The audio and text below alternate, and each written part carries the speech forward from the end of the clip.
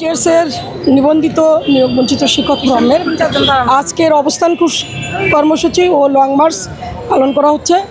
আপনারা হয়তো অনেকে জানেন, গতকাল আমরা প্রেস ক্লাবে অবস্থান নিয়েছিলাম এবং শিক্ষা মন্ত্রণালয়ের উদ্দেশ্যে লং মার্চ করার সময় পুলিশের আতঙ্কিতে হঠাৎ করে হামলা এবং তাদের যে ধরনের কার্যকলাপ আমাদের সাথে করছে, আমাদের মা বোনদের রক্ত ঝরিয়েছে।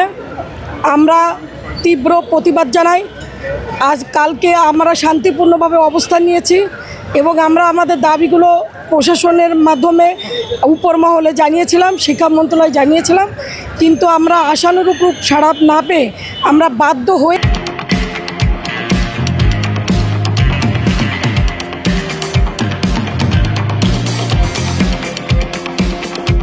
কিন্তু শিক্ষা মন্ত্রণালয়ের উদ্দেশ্যে যাত্রা করি, কিন্তু পুলিশের বাধার মুখে আমাদের যাত্রা ভঙ্গ হয় এবং তারা আমাদের উপরে লাঠিচার্জ করে, আমাদের শব্দ গ্রেনেড নিক্ষেপ করে প্রায় 8টা এবং টিয়ার গ্যাস সেল করে, যেটা খুবই দুঃখজনক।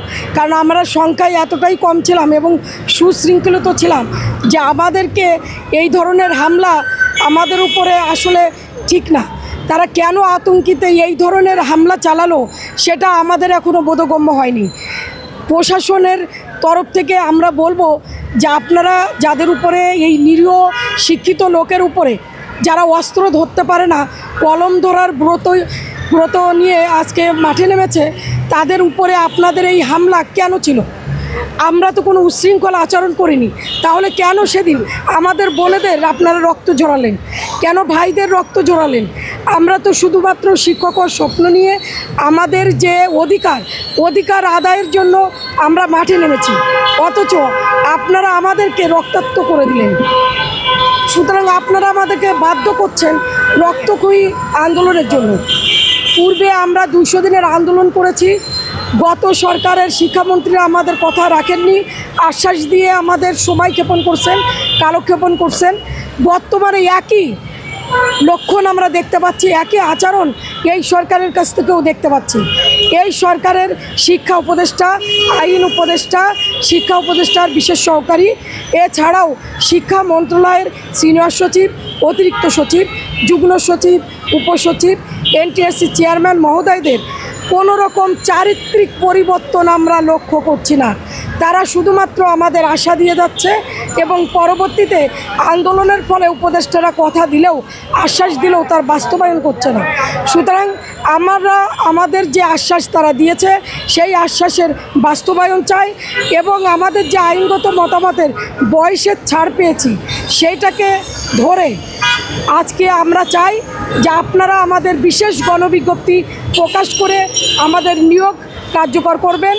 এই দাবিতেই আমরা বারবার রাজপথে ফিরে আসছি।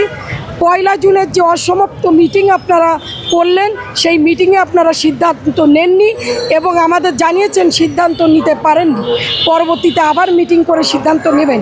এইখানে আপনাদের আমরা পরিষ্কার করে জানাতে চাই যে মিটিং নতুন করে হওয়ার কিছু নেই, সিদ্ধান্ত নতুন করে নেওয়ার কিছু নাই। কারণ সিদ্ধান্ত নেওয়া হয়েছিল 2024 সালের 19 আগস্ট প্রস্তাবনা কমিটির মাধ্যমে। পূর্বের উপদেষ্টা মহোদয় ওয়াহিদুদ্দিন মাহমুদ উনি সদাই অনুমতি দেন, তাহলে নতুন করে কেন সিদ্ধান্ত নিতে হবে?